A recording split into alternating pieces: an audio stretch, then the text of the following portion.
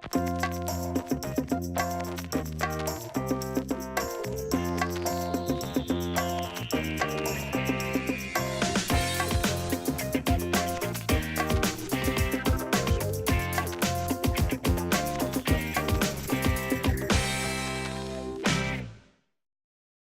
thank you guys for coming. I know it is quite early. I've actually been here since 7:15, and I know you probably get here at like 6:30.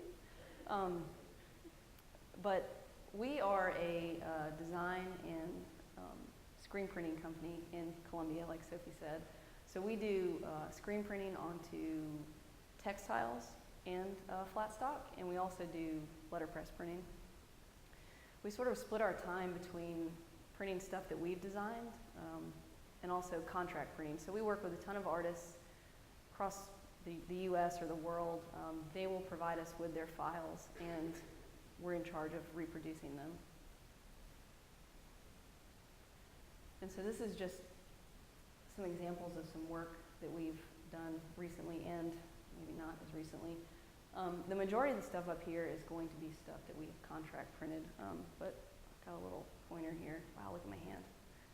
Thanks for the pointer. So this, and this, those are all three that we've actually designed in-house. These were screen printed for some guitar pedal packaging. And then this was a letterpress greeting card we were working on. And then above that is also a letterpress card that we made for a restaurant in Columbia. But the rest of it is other people's files. So you can see that we've worked on stuff from like The Walking Dead, if you guys are familiar with that. We worked with AMC on a series of posters for that. We also work with a lot of bands or merch companies. So right there, that's a poster that we printed for Fish. We also work with Dave Matthews, Wilco, Widespread Panic, if that's your thing. Humphreys McGee, which I don't even know who that is, but they print a lot of posters. And then we'll also do stuff more, I would call it fine art. We had the pleasure of working with Lily Wallace, who I'm sure that you guys know. So we were able to print a poster for her and also worked on some textiles as well. And so you see we do all sorts of stuff. Just really quickly, one of the highlights I think for us thus far, we were hired in 2012 to screen print the merchandise, specifically the posters, for the Obama campaign. So we got to work with a lot of different artists, and obviously it was a pretty cool thing to work for the president. And when I was putting this together, I'd sort of forgotten, but this piece on the left, it had sort of a companion piece to it, and they were both dubbed as reinterpretations of the American flag, and we thought they were pretty awesome. We printed them, shipped them to Chicago. Didn't really think twice about it. I'm not sure if you guys can read that, but they put it up for sale on their online store, and it was maybe up for 24 hours before Fox News really took it and ran with it. I don't know that I've ever read people that have been just so put off by a poster. They were so offended. Actually, someone, I can't see it from here. People, they basically had to take the poster down. They weren't able to sell the print. So we printed it, shipped it off, and people were just not feeling it. But either way, it was a good experience for us. We really enjoyed it, and I can't say that we were offended in any way, shape, or form while printing it. But what I wanted to sort of focus on today specifically, since we do so many different, we print in so many different ways, I wanted to focus on screen printing onto flat stock specifically.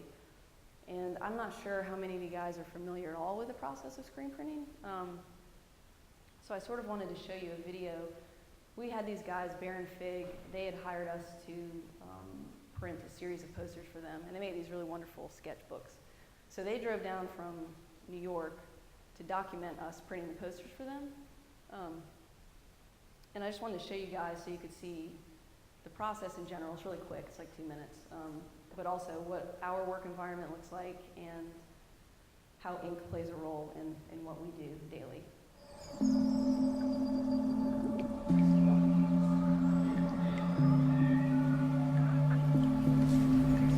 Half and Half is a design studio with the ability to do screen printing and letterpress in Columbia, South Carolina.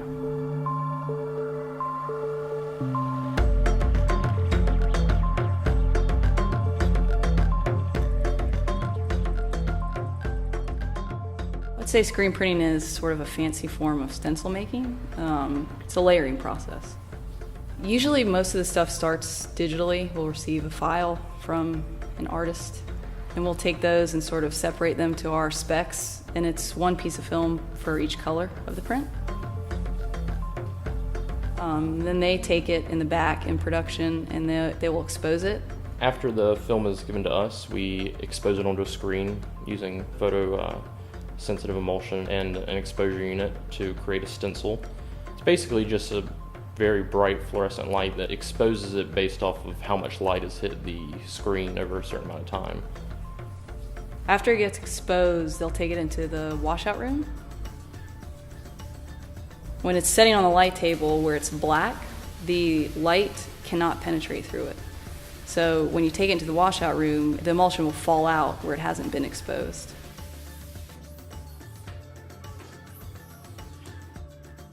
Once they have it washed out, they have to let it dry before you put it on press.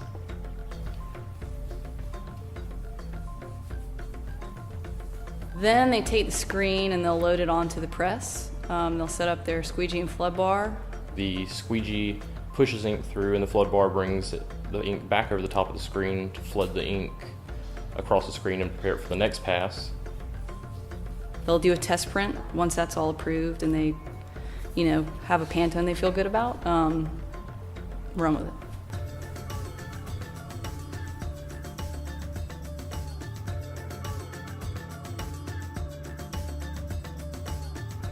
For efficiency's sake, we usually have 2 operators per press, which one will be loading the paper in and registering, and the other will be unloading and racking the paper so it has time to dry. Because the ink is water-based, it actually takes 1 to 2 minutes at least to dry. After the print is dry and been racked for a little while, and if all the colors are applied, then the paper will be unloaded, loaded into a cutter, the paper cutter, and cut down to the final size.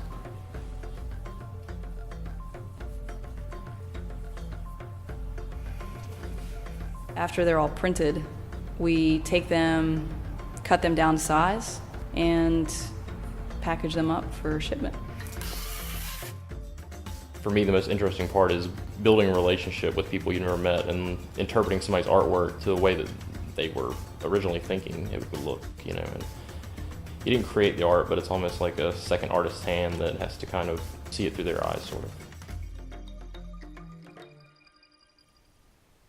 So they did a pretty awesome job of that, Bear and Fig did, but hopefully that will give you guys sort of a visual reference as I continue to talk about our process.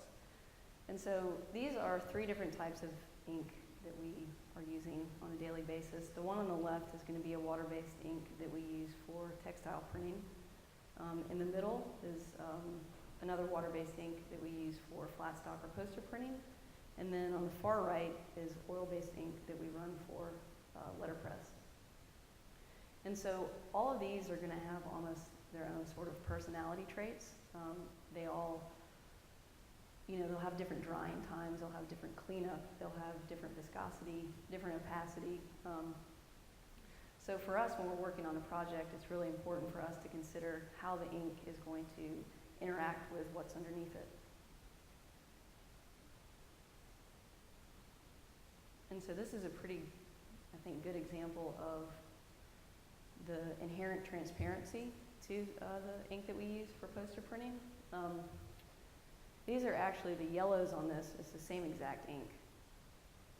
The one on the left, it was printed directly onto the paper, and we were printing on black paper. So you can see that it immediately is absorbed by the paper, and it almost becomes really distressed looking. That's not necessarily a bad thing, but in this scenario, it's not what the client was specifically looking for. So the one on the right, we actually, you can see the lighter whitish gray color. We ran the gray first underneath the yellow. And so when we printed the yellow, in this example on the right, it never interacted with the paper, it printed directly on top of the gray. And you can see the difference, obviously, in how opaque it was. And I think this is something a lot of people struggle with, is they're always trying to account for the transparency of the ink. One of my favorite approaches is to sort of embrace that and exploit it. You can get some really interesting results. So this is a poster that we just finished up. We designed it in-house and screen printed it in-house, obviously. And it was for the Avett Brothers. They played in Columbia somehow 3 nights in a row. I don't know how that happened. But we made the poster for the event, and as I'm sure you guys know, if you're working with a client, everyone has a budget. So the way that we generally charge out for screen printing, or a good rule of thumb, is the more screens we use, the more colors it is, and theoretically the more expensive. So while I would have loved it if they would have been really amped on paying us to print a 10-color screen print, the reality was that was just not in their budget. So they actually said, let's do 4 colors, which is kind of a lot. I mean, that's pretty generous, I thought. But we knew we wanted to do something really colorful. And so this looks like it's more than 4 colors, but we actually did it in 4 and used the transparency of the ink to create overlays and allowed them to interact and sort of give the appearance or the illusion that more screens were actually used. And so I just wanted to walk you guys through our process for this poster. This was our digital file that we were working from. And you can see on the right, that's our layers palette. And so we have each color on its own layer, which also dictated the print order. So the first color we printed was this pink. And my colors might look different on here than on there, but we'll pretend that it actually was a pink if that doesn't look pink to you. We mixed the ink, ran it on all 225 prints, let it dry. And then this was the second layer, the blue layer.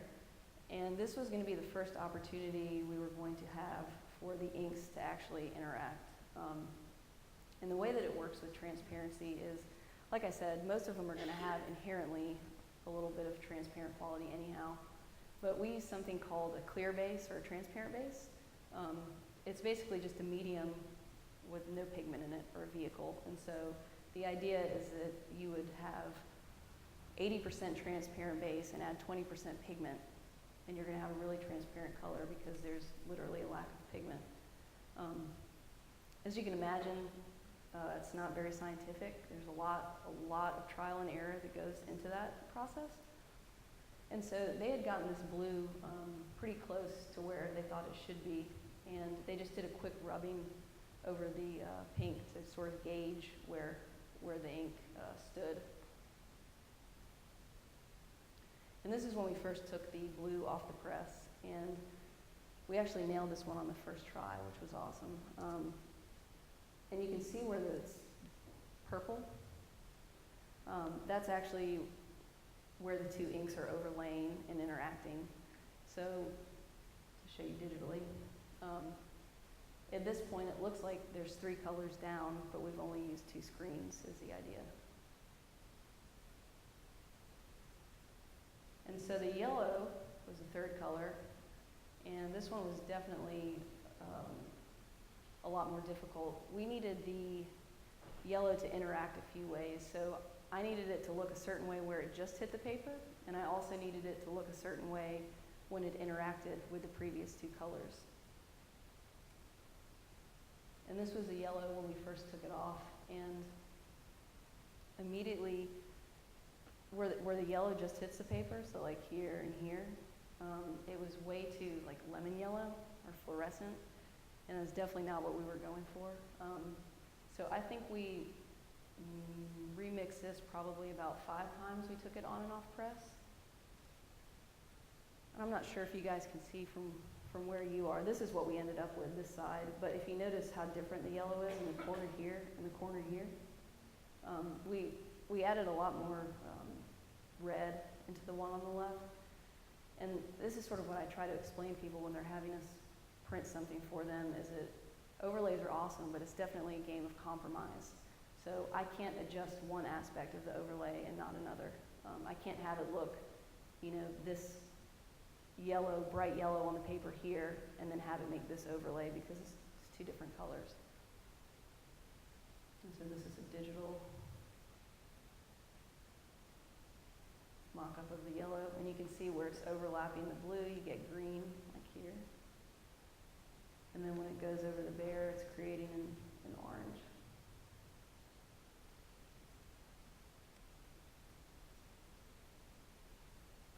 And for the key layer, there's not really a trick to that. We did not want that to be transparent, and thankfully the color was dark enough and dense enough that it did not interact with what's underneath it, because you can see, like over here, it's directly printing over the top of the ink. If we wanted to make it transparent, we could have. We would have done the same process, which was add the transparent base, reduce the amount of pigment essentially. But I think this is a good example of sort of just, you know, it's color theory. It's a basic way to utilize the process to your advantage without necessarily having to pay for it. And we definitely work with two people I wanted to show you guys their work. We print for Rich Kelly. He's an illustrator, I think in Virginia. He does some really beautiful work, but he also is someone that definitely is utilizing the overlay and embracing the inks interacting. This was a poster that we ran for him for Dave Matthews Band, and looks like it was an edition of 704 colors, and you can see that he specifically called for an overlay on screen 2 and 3. His stuff is interesting to me because I feel like his palette, it never seems like colors I would pick. It's not very intuitive overlays. Like, so we overlaid, you know, blue and yellow. Everyone here would know that would make green. His palette is really unique, I think. But he always sends us, along with his files, sort of a PDF of how he imagines us building it for him. So you can see from left to right, it goes from screen 1 to 4, and in the middle, those are where he gets his overlays. And I was looking at this actually last night, but in the blue right here, he overlays it with a darker blue, and it's an overlay on an overlay. That's intense. I mean, how do you think of that? You know, in comparison to what we did, this is far more complicated, and it's really interesting. But he does some beautiful work, and I'd forgotten as well, when I was putting this presentation together, we had gotten to the third screen of this print, and I basically had to write him an email that said that we could not match his Pantone and have the type be legible down here. And I know you guys probably can't read this, but I think, well, Rich responded and basically said, it looks awesome, I can't believe, you know, this looks great. But I also try to tell people with the overlay is that if a specific Pantone is the most important to you, it's really not the process or the road to go down. This is sort of a great example of how it should be more of an organic thing between the printer and the artist. You know, he trusted us to make it look good, so we had to, you know, sort of tweak how he had it set up. And this is just a detailed shot of that, but you can see in his face, that's an overlay, and all the colors he gets in the fiddle. I think it's a fiddle. And then the last one that I wanted to talk about, this is another guy. He does sort of similar work. David Welker is an illustrator in New York. And we printed this for him. It was 7 colors, an edition of 70. And he specifically called for an overlay on screens 2 and 4. So I just wanted to show you sort of how he built his file. So this is screen 1. You see the overlay of the blue on the second. This is screen 3. And you notice on 4, the really transparent green he had going over the top. And then David does something really interesting, and I'm not sure anyone else we work with sort of utilizes it in this way, but he does these really weird shading layers. So for this one, we'll print like a really transparent blue, add more pigment for this one. And then for the key layer, just straight black. So he sort of uses the inks in a way to create a real depth and atmosphere to his pieces. And you can see over here that, I mean, the line work that he does is sort of crazy, but, you know, I don't think an overlay is necessarily applicable to every print job or every situation, but if you can sort of embrace those qualities of the ink, the transparent quality that's already there, you know, you can definitely exploit it and completely use it to your advantage, at least in an economical way at the very least. But you can also, you see, get some really beautiful results from it. And so that's my 20 minutes. And my thank you.